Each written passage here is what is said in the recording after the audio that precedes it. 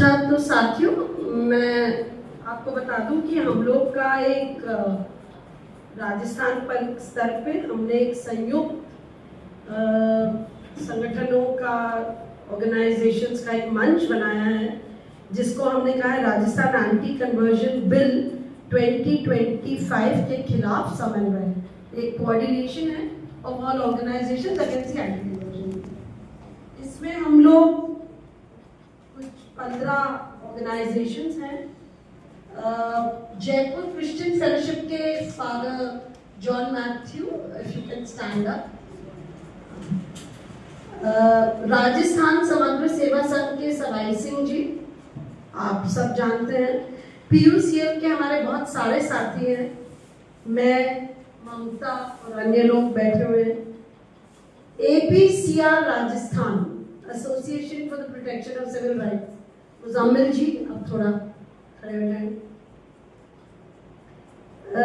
राजस्थान बौद्ध महासंघ के जज साहब, पूर्व जज साहब टेकचंद राहुल जी।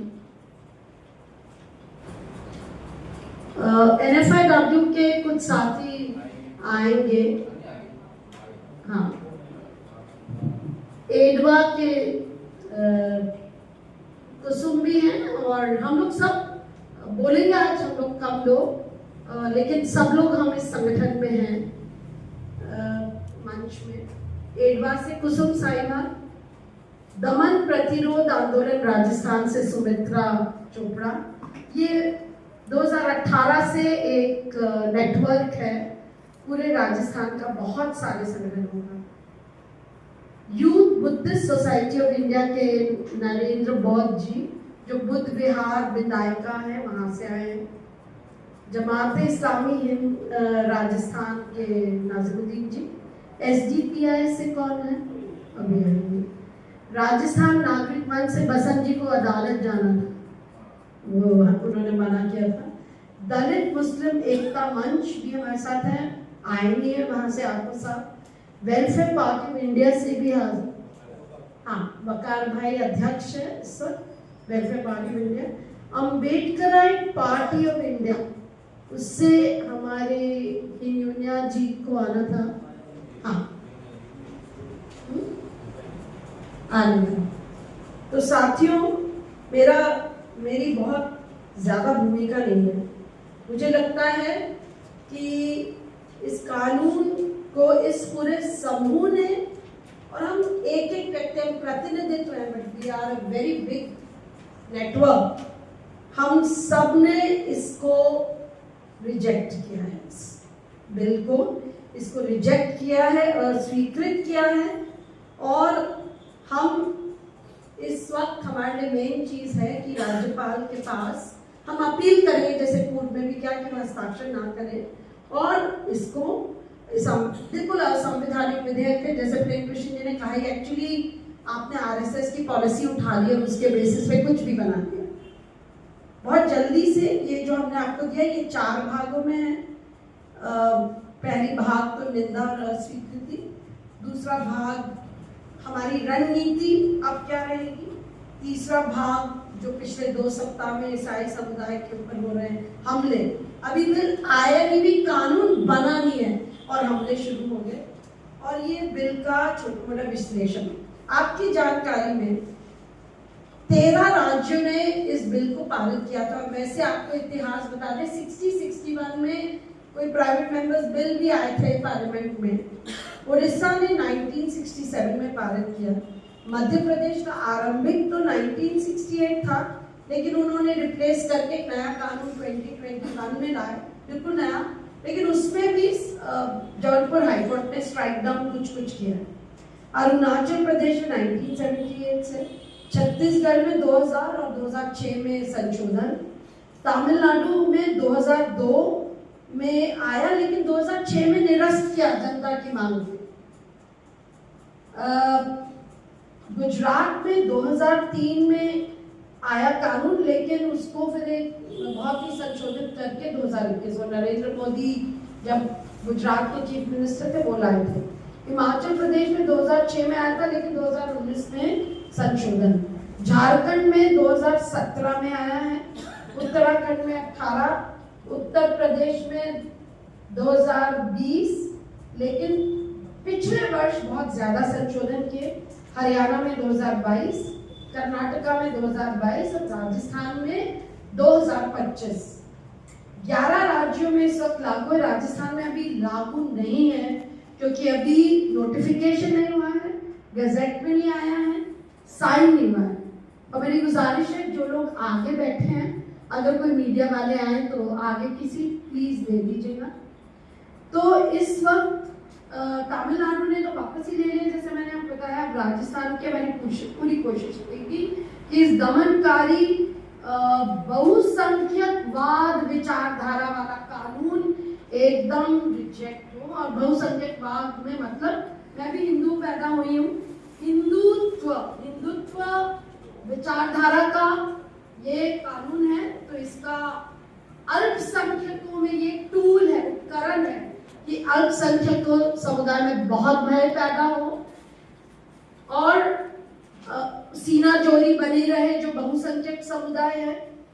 अन्य राज्यों की तुलना में यह बहुत कठोर है, बहुत व्यापक है, इन्वेजिव है, असंवैधानिक है। तो इसके बाद हम ये बताना चाहेंगे कि इस घटना के बाद, जैसे मैंने आपको बताया, 6 राज्यों में 20 घटनाएं हुई हैं, 10 घटनाएं हुई हैं 6 जिलों में। अलवर, हनुमानगढ़ गलत लिख दिया, वो गंगानगर है, डूंगरपुर, कोटपुतली, जयपुर। और वर्स्ट इस जयपुर से साथी आए जो सबसे पहले बोलेंगे। जयपुर में मुख्यमंत्री की कॉन्स्टिट्यूएंसी में 2 हमले और एक भी गिरफ्तारी नहीं। क्यों? इसका मतलब क्लियर स्पॉन्सरशिप है। और हमारा तो ये भी मानना है कि ये बिल पारित करने से पहले एक फ्री हैंड दे दिया।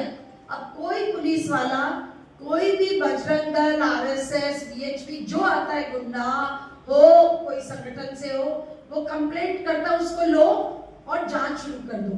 क्योंकि इस कानून में एक धारा है, अभी तक लागू नहीं हुआ है, इसमें एक धारा है कि कोई भी कंप्लेंट कर सकता है कोई, और इंक्वायरी शुरू हो जानी चाहिए। तो हम इस कानून को तो रिजेक्ट करते ही हैं। इसमें हमारी रणनीति क्या रहेगी? हम लोग राज्यपाल से मिलेंगे और हस्ताक्षर न करें और राष्ट्रपति के पास भेजे, इसका आग्रह रहेगा। सभी समुदाय मिलकर हम आपस में भी संवाद, क्योंकि सबको समझना पड़ेगा कि आखिर हम हल्ला क्यों कर रहे हैं। तो सार्वजनिक बहस भी, हम लोग डिबेट्स और डिस्कशंस, राज्य भर में सभाएं, रैली और सोशल मीडिया अभियान चलाया जाएगा। राज्यपाल के हस्ताक्षर के लिए पोस्टकार्ड अभियान, और यदि ये कानून लागू होता है तो सर्वोच्च न्यायालय में चुनौती भी देंगे। That is very clear. इस वक्त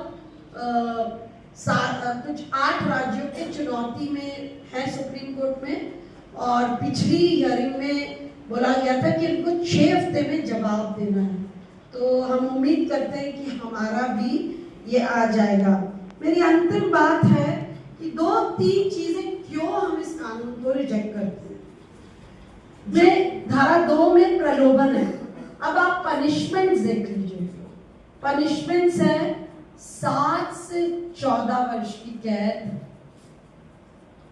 और 5 लाख जुर्माना अगर आपने किसी को प्रलोभन दिया। और आरएसएस की लव जिहाद की अवधारणा भी शामिल हो गई। अब तो वो सारे ही जिहाद, थूक जिहाद, और न जाने अभी रिसेंटली भी एक और जिहाद फ्लोट किया है उन्होंने, पर यहाँ तो लव जिहाद की अवधारणा जिसमें 20 साल तक की सजा है, 10 साल मिनिमम, 20 साल और 25 लाख का जुर्माना। और इंटरेस्टिंगली क्यों ये हिंदुत्व से प्रेरित कानून है? क्योंकि घर वापसी में आपको कोई भी घर वापसी को लेके कोई परमिशन भी नहीं लेनी। और ये कहते हैं मूल ओरिजिनल रिलीजन। भाई कौन सा है ओरिजिनल रिलीजन? कौन सा? प्लीज बताया जाए। Which is the original religion इस इलाके का? 500 साल पुराना, 1000 साल पुराना, कितने साल? विच इज द मूल रिलीजन? और उन्होंने कहा उसमें कोई परमिशन नहीं है। मतलब एक धर्म को सर्वोच्च माना गया है, जो कि सरासर वायलेशन है आर्टिकल 14, 19, 21, 25 जो हमारा फ्रीडम ऑफ कॉन्शियंस है इन 25। आपको मालूम होना चाहिए कि सामूहिक धर्मांतरण के लिए लाइफ इम्प्रिजनमेंट 20 साल से लाइफ इम्प्रिजनमेंट। अब हमको पूछना चाहिए कि बाबा साहब भीमराव अंबेडकर ने 1956 में नागपुर में ऐतिहासिक बौद्ध धर्मांतरण किया था, जिसमें 35,000 लोगों को पता नहीं कैसे छूट गया। हाँ, नहीं, कोई कहता है 3 लाख to 6 लाख, राहुल साहब कह रहे 3 लाख to 6 लाख मैंने पढ़ा, whatever it is, बहुत बड़ी संख्या। 3 लाख भी है, 25,000 भी है, और हुआ बाबा साहेब के साथ 6-7 लाख और उसके बाद भी। और मीनाक्षीपुरम में 1980 में बहुत बड़ी संख्या में मुस्लिम्स ने धर्मांतरण किया था, दलित ने धर्मांतरण किया था, अपने आप को मुसलमान बनाया था। कुम्हेर, हमें कहीं दूर नहीं जाना है, कुम्हेर राजस्थान में 92 के बाद दलित सिख बने, वो तो हमने अपनी आंखों से देखा। मैं उसके बाद 10 साल बाद भी गई, उसके बाद भी गई, उन्होंने धर्म परिवर्तन किया है। अब इस पे आपका 20 साल की पनिशमेंट और लाइफ इम्प्रिजनमेंट। मैं तो कह रही सजाए मौत क्यों नहीं दी? सजाए मौत ही तो बचा है ना, और सब कुछ तो कर ही दिया आपने, सजाए मौत ही तो बचा है। तो हमारा ये मानना है कि ये कानून जो है ये कहीं नहीं खरे उतरेगा कानून की कसौटी पे। एक जगह तो 30 लाख का जुर्माना, बुलडोजर एक्शन। अब आप सोचिए, जहां इलीगल और मास कन्वर्जन है तो पूरा आपका ट्रस्ट सब ले लेंगे, प्रॉपर्टी ले लेंगे, और बुलडोजर एक्शन, ये तो इलीगल है भाई। वो कह रहे legal bulldozer action, legal, what is legal? ये किस कानून के तहत है bulldozer action as a punishment? किसके तहत है?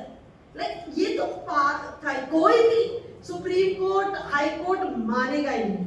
लास्टली मुझे लगभग 2 से 3 महीना लग जाएगा, मुझे आज धर्म बदलना है।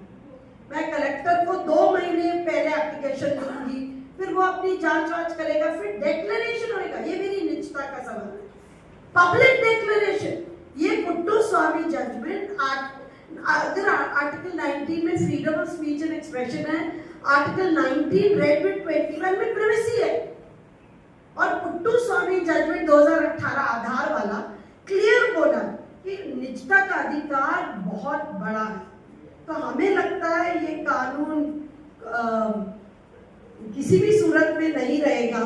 यहाँ पे तो मजाक बना लिया है, ईसाई के पीछे क्यों पड़े? क्योंकि धर्म का प्रचार में नेत है।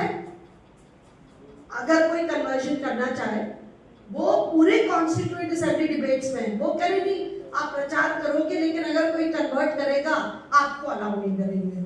ये देखते कब तक चलेगा। तो ये बिल्कुल ही असंवैधानिक अनुच्छेद 14, 19, 21, 25 के उल्लंघन करने वाला कानून को हम राज्यपाल से अनुरोध करेंगे कि प्लीज आप इसको साइन मत करें और प्रेसिडेंट के पास भेजें, फिर हम लोग प्रेसिडेंट जाएंगे। ये हम लोग सबकी तरफ से एक वक्तव्य है। मुझे लगता है अब हम लोग शुरू करेंगे। फादर एडी हमारे साथ हैं, लंबे समय से जयपुर में हैं। आप अलग अलग सेंट एंजल स्कूल के हिस्सेदार हैं। हम बहुत प्रिविलेज हैं कि हमारे बीच में बिशप बीर हैं हमारे बीच में, वो भी अपनी बात रखेंगे।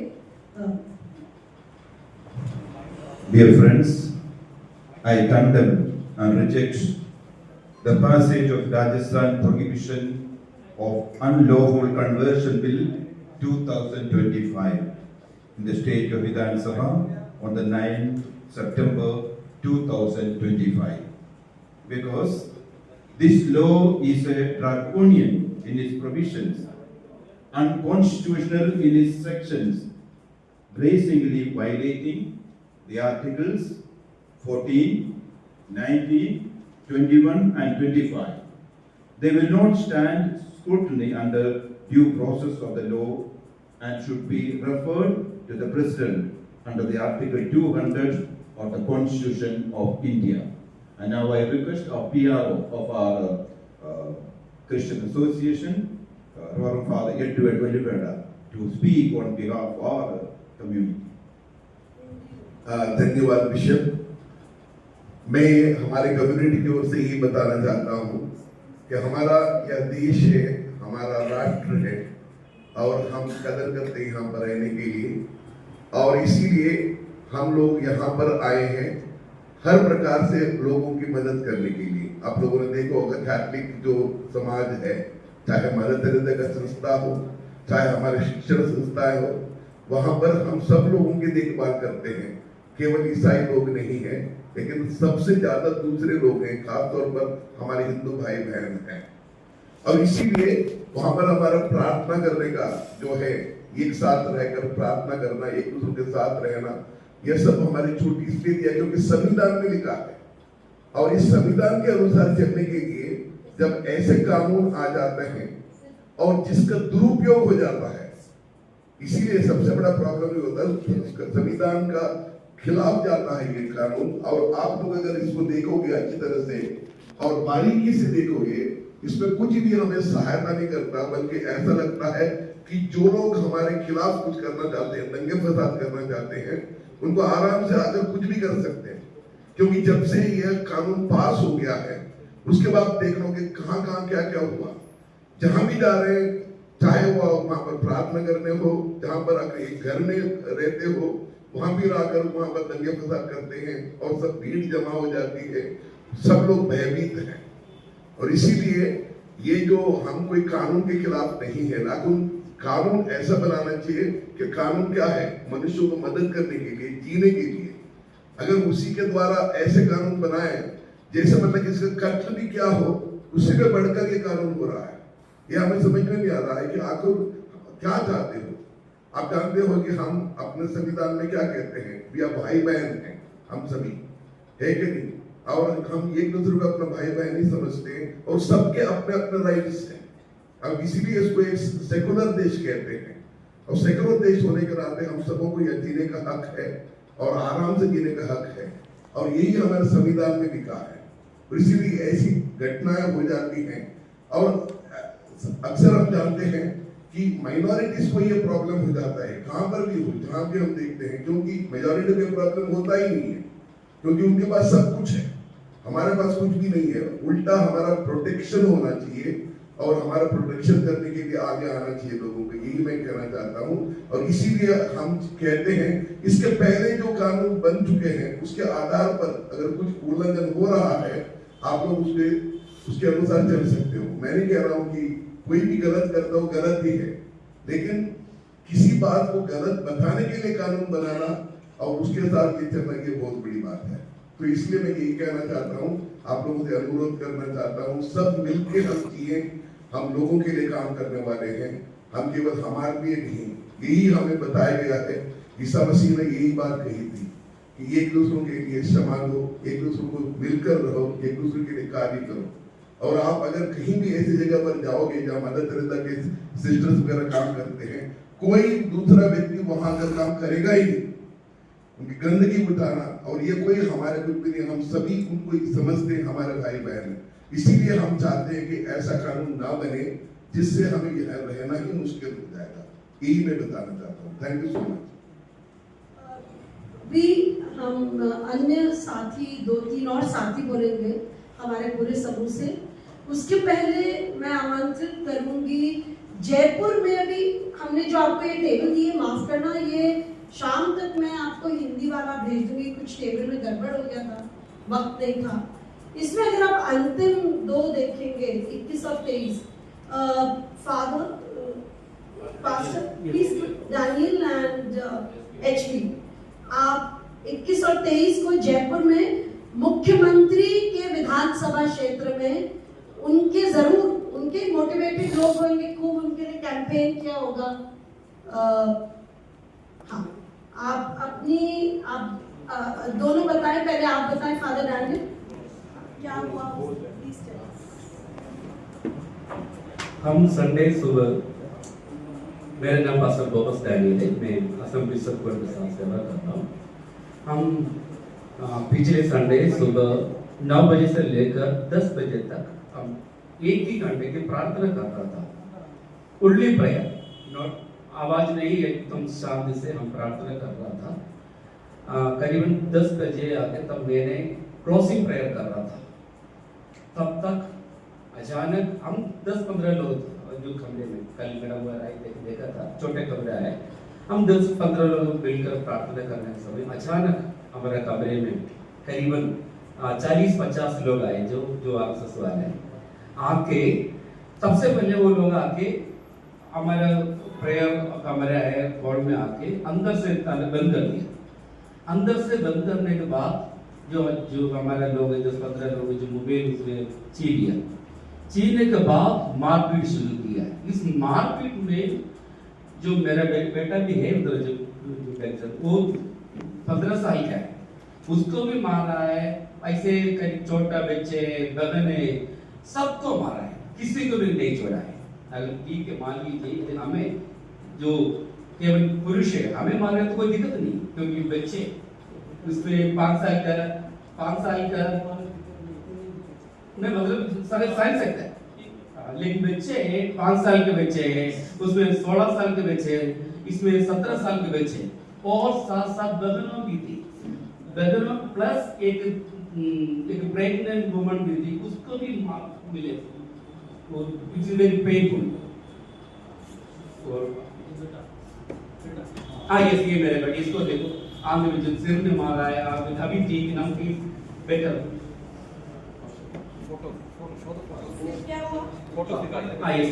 हमारी एक भाई है विकी करके, उसको पूरी तरह से उनको जो मारा है पीटा जो डंडा से।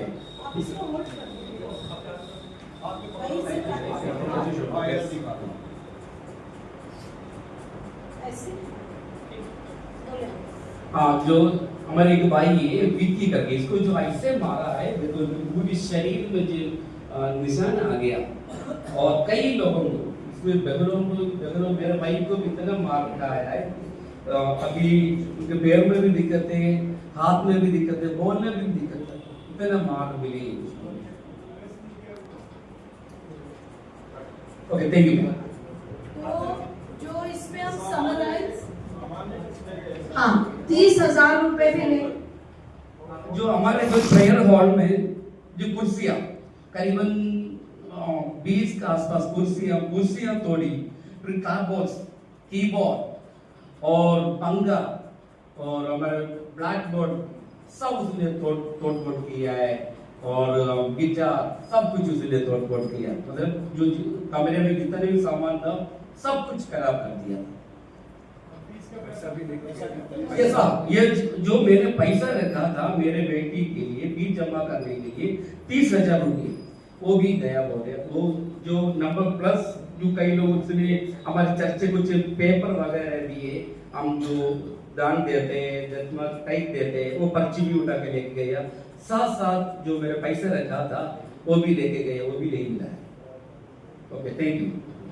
जस्ट वन मिनट, इसको कंक्लूड करने के लिए उस दिन सवाई जी और क्रिश्चियन कम्युनिटी के लोग, खूब सारे लोग, जॉन साहब, इन्हीं लोग का फोन आया, विजय पाल जी और जॉन साहब का फोन आया, और आप ये देखिए नाक के नीचे सरकार के प्रतापनगर थाना डीसीपी दफ्तर से कितना दूर 6-7 घंटे बाद एफआईआर दर्ज हुई, जब उन्होंने कहा कि जो 30,000 रुपए खोए इसको वापस ले दो। और वो सारे लोग जिन्होंने पीटा उन्होंने भी कंप्लेंट दी, वो सारे लोग वहां खड़े और उनको गिरफ्तार नहीं किया। अब मेडिकल होता है, हम रेणुका जी, ममता, सुमित्रा, मैं, हम लोग इतने सालों से केस वर्क करते आए हैं। जिस वक्त आप मेडिकल के लिए जाएंगे उस वक्त मेडिकल जूरिस्ट आता है, on call medical jurist for 24 hours. इन लोगों का कल तक कोई मेडिकल नहीं हुआ, आज हुआ, आई डोंट नो, लेकिन तब तक तो ये जो घायल हुए हैं उस दिन भी, संडे के दिन नहीं लेंगे, टू लेंगे, मंडे के दिन आया नहीं जूरिस्ट, आज छुट्टी है, ट्यूसडे के दिन ये लोग गए लेकिन अरे वो आया नहीं, जयपुरिया हॉस्पिटल लेकर गए, वहां आया नहीं, कल वेंसडे था, कल भी नहीं ले गए। तो can this be allowed, can this be allowed? ये बहुत ही इंपॉर्टेंट है। या आइए, ये 23 तारीख की घटना है, अगेन सीएम के विधानसभा क्षेत्र, अगेन प्रताप नगर थाना। ये बाइबल इंस्टीट्यूट है जो पादरी लोग उनकी ट्रेनिंग करती है और जो ट्रेनिंग करती है सीनियर चर्च लीडर्स की। हिंदुस्तान बाइबल इंस्टीट्यूट 73 साल से इंडिया में चल रहा है, जयपुर वाला 22 साल पुराना है। और आप अपना परिचय दीजिए। और मेरा नाम जागर है, मैं प्रताप नगर सेक्टर 8 में हिंदुस्तान बाइबल इंस्टीट्यूट में रहता हूँ। जो हमारा इंस्टीट्यूट है 2003 से जयपुर में चल रहा है और हमारा संस्था जो 70 साल हो गए चलते हुए। और मंगलवार के सुबह हमारे पास में 2 गेस्ट आए हुए थे, आशीष जो हमारा इंचार्ज है और उनके साथ में विक्टर भाई, जिनका शादी अभी आगरा में हुआ है, तो उनका ससुराल आगरा में है। तो वो लोग सुबह आए हमारे पास में और हमने उनके लिए लंच प्रिपेयर किया था। वो हमारे गेस्ट थे और हमने 3 बजे, क्योंकि लोग आने लगे मिलने के लिए, तो 1-2 लोग आए हुए थे। हमने 3 बजे करीब अपना लंच करके हमारे रूम से जस्ट नीचे आया और मैं अपनी पर्सनल व्यक्तिगत लैपटॉप लेकर के, और जस्ट हम नीचे आते ही 2 और भाई लोग थे गेट के पास में खड़े थे और अचानक से पुलिस के साथ में बजरंग दल के लोग और विश्व हिंदू परिषद के लोग अचानक आकर पूछने लगे यहाँ पर क्या हो रहा है, क्या हो रहा है। जब उन्होंने बोला कि यहाँ पर आप लोग क्या काम कर रहे हैं, तो हम 2-4 लोग ही थे। आकर पे पूरी बिल्डिंग को छान मारा, सब हमारे ऑफिस ब्लॉक को देखा, क्योंकि हमारा इंस्टीट्यूशन है, हम बाइबल अध्ययन देते हैं लोगों को, पास्टर्स और चर्च के अगुओं को, सीनियर अगुओं को, तो उनको हम शिक्षा देते हैं। तो आकर सब जगह चेक किया हमारा बिल्डिंग में, ऑफिस ब्लॉक में, पर उनको कुछ नहीं मिला। उसके बाद में उन्होंने बोला अपने घर में छिपा कर रखा होगा। मैं बोला भाई हमारे परिवार खाना खा रहे हैं, पर वो लोगों ने सुना नहीं। बोलता है नहीं आपने छुपा के रखा। मैं बोला चलो हमारे साथ। वो गए मेरे घर में लेके गए, रोहित भाई के घर में भी गए, उनको कुछ नहीं मिला। मेरे भाई उनको बोलता है खाना खा लो, पर उनको कुछ नहीं मिला। पर वो जबरदस्ती प्रताड़ित कर रहे। फिर उनको नीचे आने के बाद में बोले कि ये प्रॉपर्टी इलीगल है, ये अवैध रूप से चल रहा है। तो और उन्होंने बोला कि हम 2 घंटा हो गया, हम प्रॉपर्टी का डॉक्यूमेंट्स मांगते हुए पर नहीं दिखा रहे। फिर मैंने उनको डॉक्यूमेंट्स लाके दिखाया, तो वो डॉक्यूमेंट्स को उन्होंने न्यूज़पेपर में और कुछ में भी उन्होंने दिखाया नहीं। और सारे डॉक्यूमेंट्स को देखा तो बोले कि इसमें सारा टैक्स पे कर रहे हैं, सब कुछ है, पर वहाँ कुछ नहीं चल रहा था। और उन्होंने बोले कि क्या हो रहा है, क्या हो रहा है करके आकर लोगों ने चिल्लाना शुरू किए। पुलिस प्रशासन को उन्होंने उन पर भी वो लोग उनके ऊपर भी चिल्लाना शुरू किए, जबरदस्ती बात करने लगे। और इस रीति से वो लोग हमको प्रताड़ित करने की कोशिश की कि आप लोग धर्म परिवर्तन करा रहे हैं करके, पर उनको ऐसी कुछ भी चीज नहीं मिली। Thank you. उसके बाद में पुलिस प्रशासन आए, चेक के एसीपी सर आए और एसएचओ सर भी थे वहां पर। एसीपी सर बाद में आए, उन्होंने बोला सब कुछ ये तो लीगल है। तो सारे आरएसएस और बजरंग दल के लोगों को उन्होंने बाहर निकाला, क्योंकि आप किसी के घर में आप घुस नहीं सकते, प्रवेश नहीं कर सकते, क्योंकि इनके पास सारे सबूत है, इनका प्रॉपर डॉक्यूमेंट्स है। तो सबको बाहर निकाला। उसके बाद में लोगों ने इंटरव्यू देने लगा कि इनके साथ में क्या बात कर रहे हैं पुलिस प्रशासन, गुप्त में क्या बात कर रहे हैं, हमको क्यों निकाल दिया, हमारे प्रतिनिधि को भी रहना चाहिए था उनके कैंपस के अंदर में। आई थिंक जो ज्यादा जरूरी बात है वो ये कि जो 2 मेहमान आए जिनका टिकट भी चेक किया कि 3 बजे सुबह आए, उन पे आरोप था कि कन्वर्जन करने आए हैं चेन्नई से बांसवाड़ा, आशीष, दामोद और विक्टर। उनको ले गए थाने में और हम लोग हम लोग सीधा डीसीपी के पास में, उसके बाद हम लोग गए 1.5-2.5 घंटे बाद। तो एक तो बजरंग दल लगातार प्रोटेस्ट कर रहा है कि एफआईआर दर्ज करो, एफआईआर दर्ज करो। किस बात की? और उनको फिर 11:30 बजे तक बिठाया। उनके मोबाइल क्यों सीज कर? मैं कोई इनका मोबाइल सीज कर दिया, इनका लैपटॉप सीज कर दिया, उन दोनों का मोबाइल सीज कर दिया and Aadhaar card. How can they take away मेरा निजी डॉक्यूमेंट? उस तक को सीज कर लिया। फिर हम लोगों ने डीसीपी बीजू क्यों बिठा रखा है, उनका क्या अपराध किया है, why have they been detained? ये इलीगल डिटेंशन है। आप रिटायर्ड जज टी सी राहुल साहब हैं और राजस्थान बौद्ध महासभा के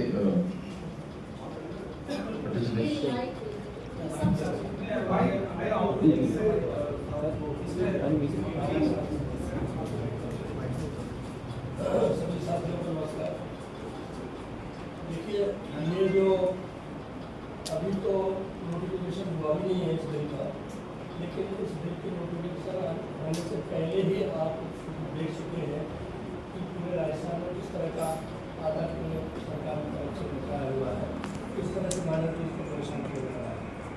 मैं जो आपके सामने इस बिल की कानूनी स्थिति क्या है उसके बारे में थोड़ा सा संक्षिप्त में बताऊँगा कि ये जो बिल है ये एंटी कॉन्स्टिट्यूशन है, एंटी नेशनल जस्टिस है, एंटी ह्यूमन है और जो कानूनी जो प्रिंसिपल्स है उसके भी खिलाफ है। सबसे पहले मैं आर्टिकल 2 जो है सेक्शन 2 वो डेफिनेशन क्लॉज है, उसका पर मैं आपको ध्यान दिलाना चाहूँगा कि उसमें प्रलोभन को डिफाइन किया है। उसमें कहा है कि किसी धर्म की प्रथा, अनुष्ठान, संस्कार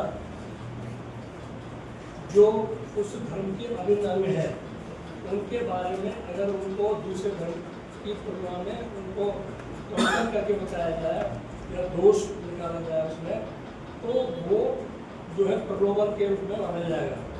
अब आप ये देखिए कि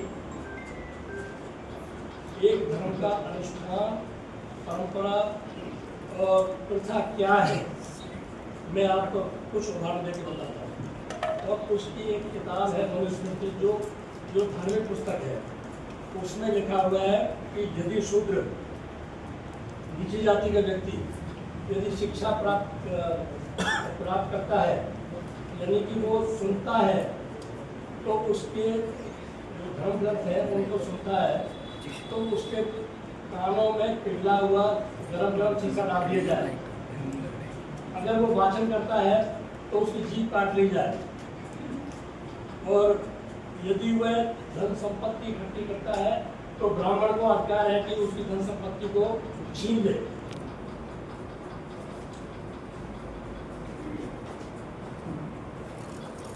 शूद्र को अच्छा व्यापार करने का अधिकार नहीं है, वो अच्छे पद पर नहीं बैठ सकता है। शूद्र को अपनी एक कन्या को मंदिर में दान करना चाहिए और वो जो है ना देवदासी के रूप में काम करेगी। अब कन्या का एक छोटी बच्ची को अगर दान करते हैं मंदिर में और वो जवान हो जाती है या तो उसका क्या हाल हस्र होता है, ये पूरा देवदासी की जो हिस्ट्री है वो हमारे सामने है। ये सारी मतलब ये धार्मिक प्रथा है। यदि किसी विवाहिता स्त्री का पति मृत्यु हो जाए, चाहे जवान अवस्था में हो जाए, तो स्त्री को उसकी चिता पर जिंदा जला दिया जाए। ये धार्मिक प्रथा है, इसको सती प्रथा कहते हैं। शूद्र को तपस्या करने का अधिकार नहीं है, ये रामायण में लिखा हुआ है। शंभु ऋषि जो शूद्र था उसने तपस्या करनी थी जंगल में, तो राम ने एक ब्राह्मण के कहने से उसके सर को गलत कर दिया कि ये जो है ना अधर्म का काम कर रहा है।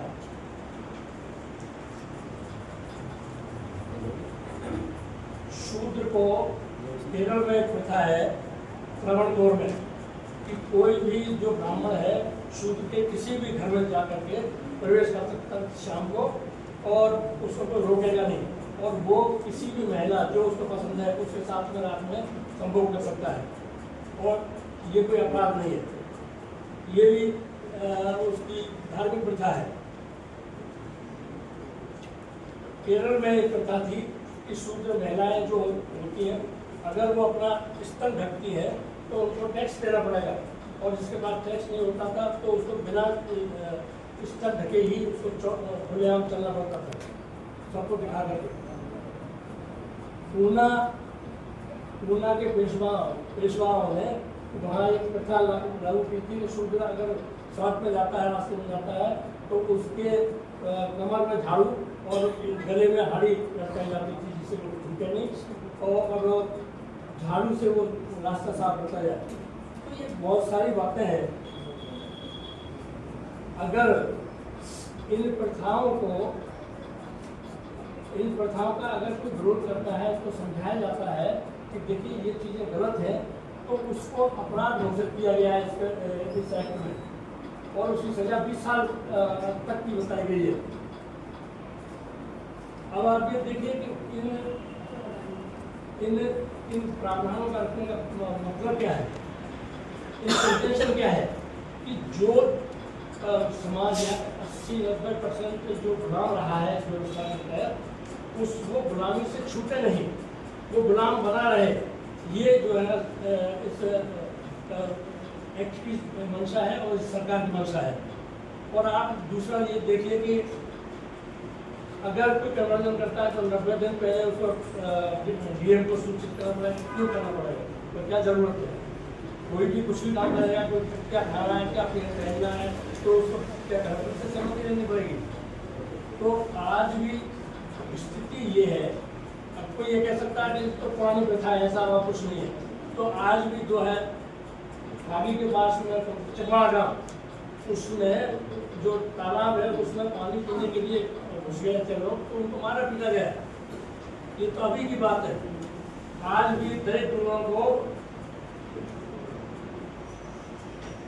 घोड़ी पर ही बैठ दिया जाता है, उनका मर्डर कर दिया जाता है। एक इसमें झालावाड़ जिले में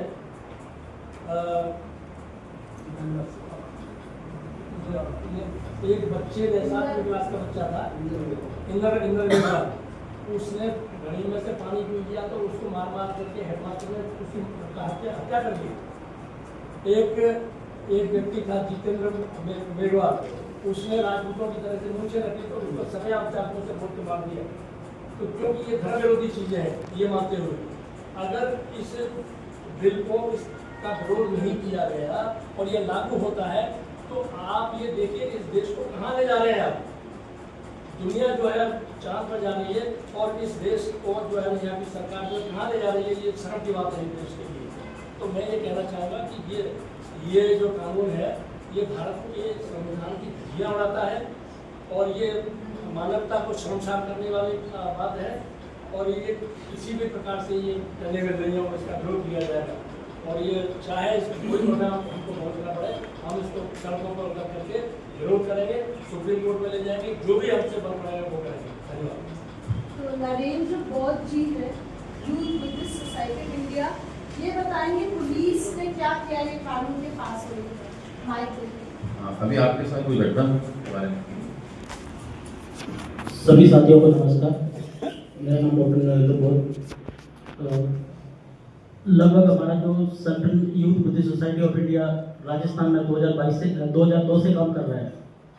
तो हम लोग हमारा जो बिंदायका में महाकाव्य कुछ विहार है, यहाँ पे हमारा संस्था का कैंपस है। तो ये लगभग 16 तारीख को, इसी मंथ के 16 तारीख को कुछ पुलिस के सिविल व्यक्ति थे आए और हम लोगों से पूछा कि संस्था में क्या रजिस्ट्रेशन है, रजिस्ट्रेशन कहाँ से है। तो उन्होंने जो मांगा हमने तुरंत उनको दिया, क्योंकि हमारा कोई अनलीगल तो है नहीं। तो उन्होंने रजिस्ट्रेशन मांगा, हमने रजिस्ट्रेशन दिया उनका। और उसके बाद वो पूछा इसकी कमेटी कौन है, बॉडी कैसी है, तो वो दीजिए, अकाउंट कितने बैंकों में है वो दीजिए। हमने जो चीज़ मांगा वो दिया। उसके बाद उन्होंने एक सवाल किया, आप यहाँ पे धर्म परिवर्तन करवाते हैं क्या? तो मैंने कहा नहीं, भगवान बुद्ध की शिक्षा है जो कोई भी फॉलो कर सकता है, किसी समाज वर्ग कोई भी मान सकता है और कोई उसके लिए कोई ऐसा नहीं है।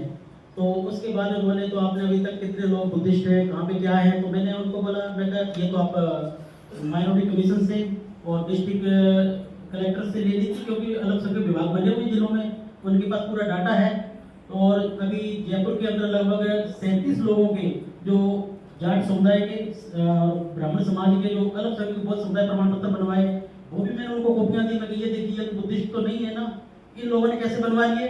जो लीगल है उनके तो बन नहीं रहे और अनलीगल है उनके तो बन गए, और उनके बच्चे तो अच्छे पीजी में, नीट में जाके एडमिशन भी ले चुके इसका लाभ लेके, और आप हमारे लिए ही पाबंदियाँ क्यों लगा रहे हैं? तो ये चीज़ें सारी घटना हुई, उन्होंने सारे डॉक्यूमेंट लिए, बैंक का लिया, कितने लोग आपके यहाँ पे फॉरनर आते हैं, कब कब रुकते हैं, उनका सी फॉर्म वगैरह ये सब उन्होंने जानकारी दी। तो हमने सब बताया उनको। तो उसके बाद अभी तो कोई ऐसा नहीं है अभी।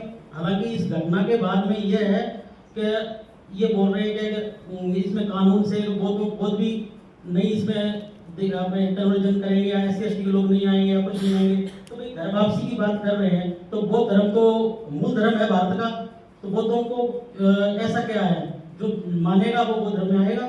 तो इसमें पाबंदी तो नहीं होनी चाहिए। और इस कानून के खिलाफ राजस्थान ही नहीं, कई प्रदेशों के जो भारत में जो बौद्ध अनुयायी लोग रहते हैं वहां से भी इस जो कानून के खिलाफ आवाज उठाएंगे। धन्यवाद। तो ये स्पष्ट है कि यहाँ की पुलिस और ये पूरा धर्म परिवर्तन विधेयक क्लियर है कि आप बौद्ध धर्म के भी अनुयायी या बुद्ध के शरण में नहीं आ सकते। वहां कोई कन्वर्जन प्रोसेस नहीं है। आप एक बुद्ध के शरण, उनके संग में आते हैं, शरण में आते हैं। लेकिन बहुत ही डर, क्यों डर है? बौद्ध धर्म से क्यों डर है? इसी तरह सिख धर्म के हमारे साथी एक अजय पाल हैं, ग्लास फैक्ट्री के गुरुद्वारे के अध्यक्ष, उनको आना था, वो आ नहीं पाए क्योंकि ये सिर्फ हिंदू धर्म सर्वे सर्वा और सारे अन्य धर्म नीचे, मैंने इस्लाम और ईसाईयत धर्म को तो छोड़ ही दीजिए, वो बौद्ध धर्म और सिख धर्म से भी डर रहे हैं। ऐसा क्यों? उनके ऊपर भी है पाबंदी, लाइफ इम्प्रिजनमेंट और स्ट्रक्चर तोड़ सकते, बुलडोजर एक्शन और 30 लाख तक की आपको पेनल्टी देनी होगी। ये है, this is from mass conversion. ये हाँ, तो हमारे दो और साथी कोटपुतली में नाजिम साहब, हाँ हाँ, प्लीज कम इन फ्रंट। अब आगे तो आ जाइए, तब तक ये दो साथी हमारे जो कोटपुतली से आए हैं, विक्रम और राजेंद्र जी और गजानन कुलदीप, इन पे पुलिस ने क्या किया? ये बिल पारित होते ही 10 तारीख को क्या इनके साथ किया?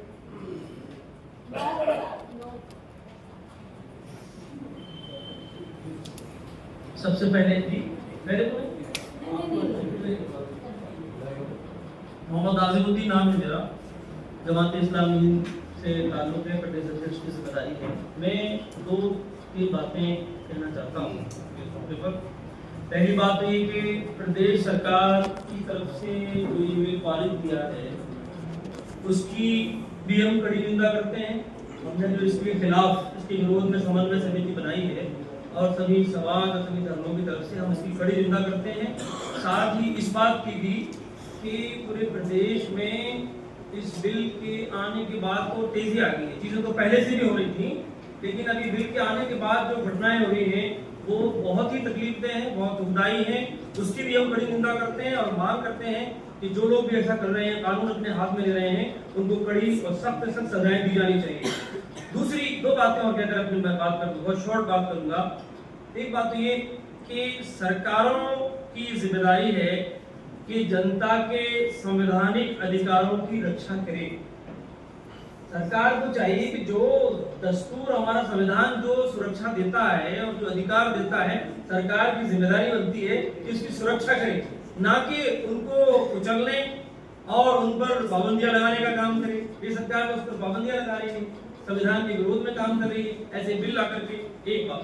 दूसरी, सरकार की जिम्मेदारी बनती है कि लोगों को के जो असल मुद्दे हैं सरकार को उन पर ध्यान केंद्रित करना चाहिए। नॉन इश्यूज को, ऐसे इश्यूज, ऐसे मुद्दों को लाना, नॉन इश्यूज को इश्यू बनाना, इसलिए कि लोग ये कह सके कि देखो ये है, कैसी सरकार है, ये लोगों को सजा दे सकती है, ये लोगों को सबक सिखाएगी। ये अपने लोगों को, अपने वोटर्स को बेवकूफ बनाने के लिए इस तरह का माहौल खड़ा जा रहा है, सिर्फ और सिर्फ राजनीतिक फायदा हासिल करने के लिए। हम समझते हैं कि बहुत ही दुखदायी है।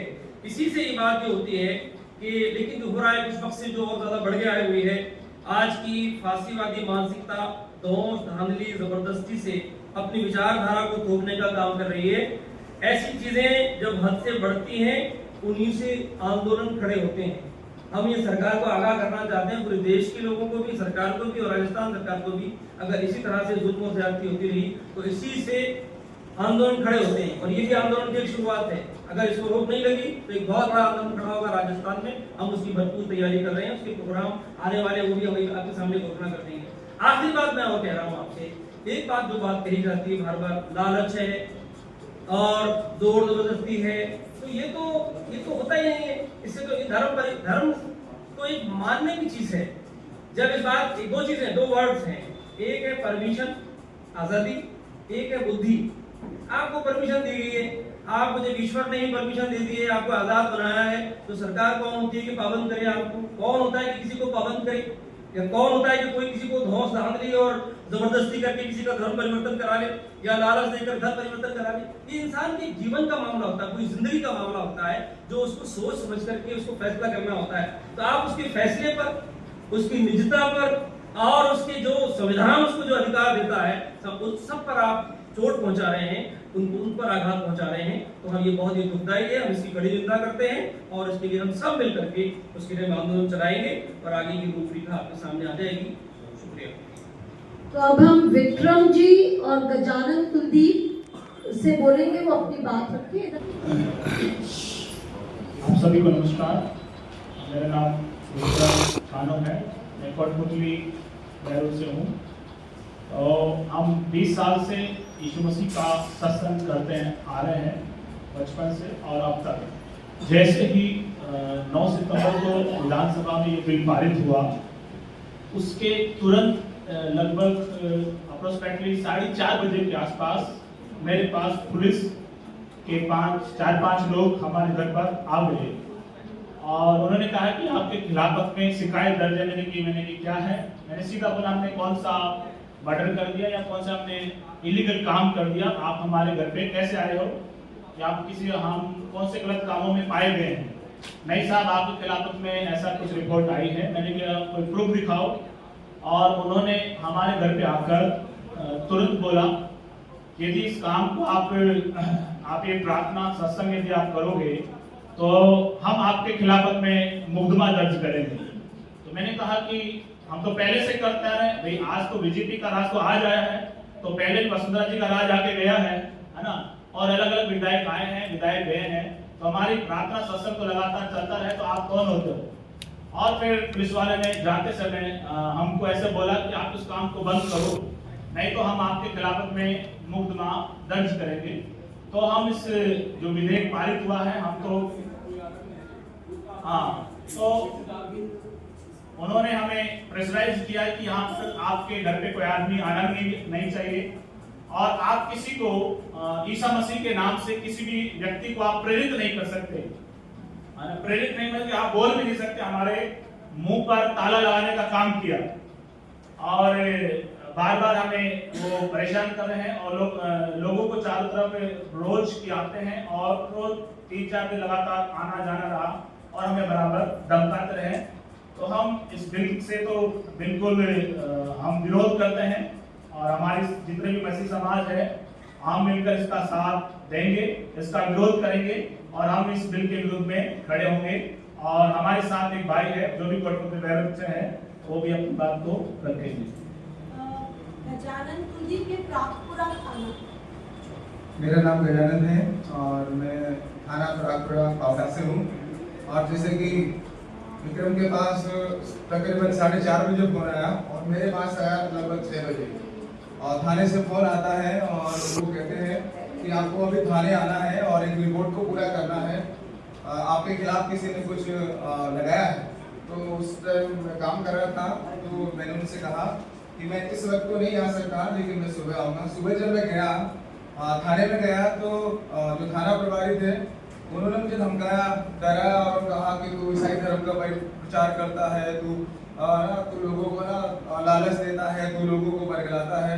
मैंने उनसे कहा बड़े विनम्र स्वभाव से कि सर हम एक छोटा सा सत्संग करते हैं, कुछ लोग आते हैं, वो प्रार्थना करते हैं। बोले नहीं, ज्यादा बोलेगा तो तेरे खिलाफ जांच लगेगी और लिख।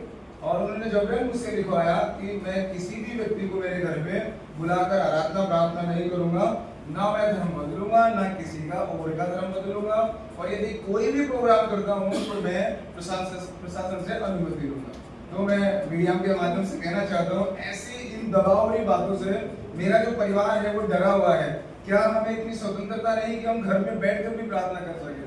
हमारे बच्चे डरे हुए हैं, हम सब लोग चाहते हैं, हम सब किसी ना किसी की भक्ति भाव तो करते हैं, सब लोग गीत भजन करते हैं, तो हम भी चाहते हैं कि हमारे घर में हम गीत भजन करें। इसलिए आपसे ये निवेदन करता हूँ कि ये सब चीजें जो हो रहा है, हम भी इसका विरोध करते हैं, क्योंकि एक तरीके से ये बिल ही नहीं है, ये तो सजा है हमारे लिए।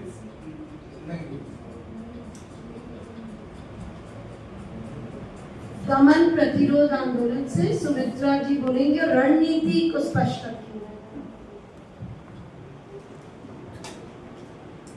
मैं सुमित्रा चोपड़ा हूँ। मैं communist party of India Marxist से हूँ, जो कि दमन प्रतिरोध आंदोलन का एक घटक है। बहुत सारे संगठन यहाँ पर हैं जो दमन प्रतिरोध आंदोलन एक प्लेटफॉर्म है, उसमें जुड़े हुए हैं। हमारे पार्टी के जिला सचिव संजय माधव भी यहाँ मौजूद हैं। ये बिल जिस तरह से आया है और जिस मंशा से आया है, हमारी पार्टी और हम सब लोग जो यहाँ पर बैठे इसका सख्त विरोध करते हैं।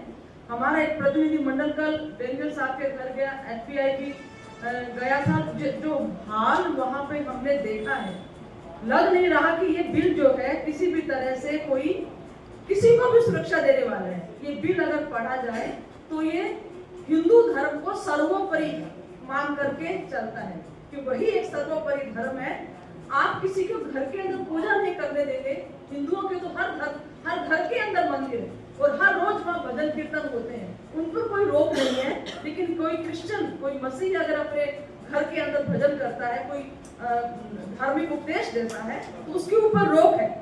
तो ये जो एक सनातन गुंडागर्दी, और इस कानून के द्वारा, अभी तो कानून बना ही नहीं, बिल है ये, अभी तो जिस तरह की हौसला आया है गुंडे लोगों में, तो उनको गुंडा ही कहूंगी, चाहे वो आरएसएस के हैं, बजरंग दल के हैं या और किसी के हैं। हिंदुत्व कट्टरपंथी जो लोग हैं, वो जिस तरीके से आज गुंडे बन के किसी के भी घर में घुस रहे हैं, पुलिस खुद वो रोल अदा कर रही है। अभी आपको बताया हमारे साथी विक्रम जी और उन्होंने, पुलिस खुद जब ऐसा रोल अदा कर रही है, इससे पता लग रहा है कि राजस्थान के अंदर, राजस्थान की सरकार जिनके ऊपर वृद्ध हस्त है मोदी जी का, उनकी मंशा क्या है। अब हमें यहाँ पर सोचना है, हम जो लोग यहाँ बैठे हैं, हम इस बिल का सख्त विरोध करते हैं। हमारी रणनीति जो सामूहिक रूप से हमने तैयार की है वो ये है, सबसे पहले हम ये राज्यपाल से मिलेंगे, हमारा डेलीगेशन जाएगा संयुक्त रूप से, और हम उनसे ये मांग करेंगे कि वो इसके ऊपर हस्ताक्षर ना करें। हालांकि वो करेंगे, हम जानते हैं कि वो करेंगे, लेकिन हम हमारी बात पुरजोर तरीके से रखेंगे और हम कहेंगे कि इसे आप राष्ट्रपति के पास भेजें। सभी जो समुदाय है, विशेष करके जो माइनॉरिटीज हैं, चाहे वो मुस्लिम है, क्रिश्चियंस हैं, उनके साथ संवाद हम और ज्यादा बढ़ाएंगे। अभी जो हमारी एकता बढ़ी है, बहुत अच्छी बात है कि आज हम कई दिनों से एक साथ बैठ रहे हैं, मुस्लिम और क्रिश्चियन और दूसरे साथी भी। ऐसे हुआ नहीं है, ऐसा ये होता रहना चाहिए। हम इस संवाद को और ज्यादा आगे बढ़ाएंगे, बहस करेंगे, और केवल बहस नहीं करेंगे, हम सभा करेंगे, हम पब्लिक प्रोटेस्ट भी करेंगे, हम पुरजोर विरोध करेंगे और लोगों को भी तैयार करेंगे इस प्रोटेस्ट के लिए। राज्य भर में सभाएं को मैंने बताया गया, सभाएं, रैली और सोशल मीडिया का भी उपयोग हमारा ये जो संयुक्त आंदोलन है वो करेगा। राज्यपाल जी को हम डेलीगेशन के साथ साथ एक पोस्ट कार्ड अभियान भेजेंगे, पूरे राजस्थान से पोस्ट कार्ड भेजेंगे कि वो इस बिल पर हस्ताक्षर ना करें, ये अनुरोध उनसे करते हैं। और अगर ये कानून बनता है, लागू होता है, तो सर्वोच्च न्यायालय का भी हम सहारा लेंगे, वहां भी अपील करेंगे। लेकिन इसके साथ साथ पूरे राजस्थान में हम तमाम लोगों के, चाहे वो धार्मिक हैं, किसी को मानते हैं नहीं मानते, कोई ऐसे भी बहुत सारे लोग हमारे जैसे जो हम कुछ भी नहीं मानते, लेकिन हम किसी भी धर्म की स्वतंत्र अभिव्यक्ति है, स्वतंत्र आस्था है, उस पर जो हमला कर रहे हैं लोग एक साजिश के तहत, उसका हम विरोध करेंगे और आम जन को भी इसके लिए तैयार करेंगे। ये हमारी जो है सामूहिक रणनीति हमने बनाई। धन्यवाद।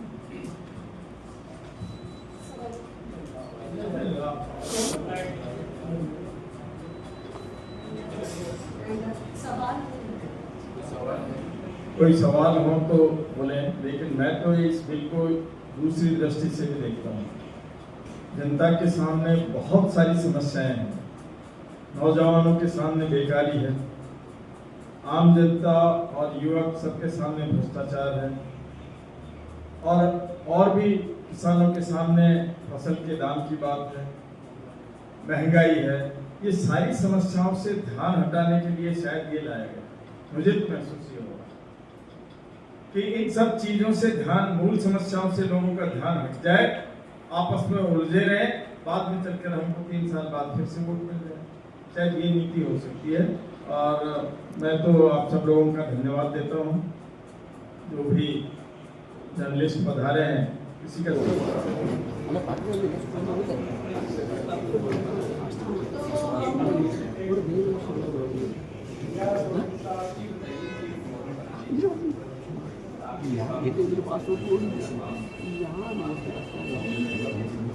देखिए, ये इतना ज्यादा कठोर, ड्रैकोनियन, असंवैधानिक कानून है इस देश में।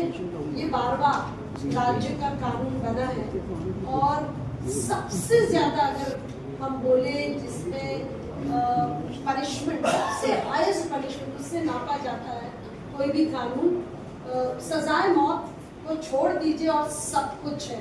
बुलडोजर एक्शन भी है, लाइफ इम्प्रिजनमेंट भी है, आपका सब कुछ सीज कर लेंगे। अरे अगर किसी के प्रलोभन का कोई आरोप लग गया तो 14 साल तक आप जेल में रहेंगे, 7 से 14 और 5 लाख पेनल्टी, फाइन लगेगी। तो ये कानून कहीं पे भी प्रोपोर्शनैलिटी नहीं है इस कानून में। जितना क्राइम और वो प्रोपोर्शनैलिटी बहुत इंपॉर्टेंट चीज होती है किसी भी कानून में, कोई प्रोपोर्शनैलिटी नहीं। और मूलतः ये हर क्लॉज में जो हमारे राइट्स हैं, अब आर्टिकल 14, 19, कानून के समक्ष बराबरी का अधिकार, अभिव्यक्ति की आज़ादी, जिससे मेरा धर्म भी मेरी अभिव्यक्ति, मैं गाना गाना चाहूँ, भजन गाना चाहूँ, प्रार्थना करना चाहूँ, या इज्जत से जीने का अधिकार, या आज़ादी, धर्म की आज़ादी, ये सारों पे कहीं ना कहीं कुठाघात कर रही है संविधान के हर मूल्य, हमारे बुनियादी अधिकारों को। और पनिशमेंट्स के अलावा ये जो कानून है इसमें हर तरीके से हिंदू धर्म को सर्वे सर्वा माना है।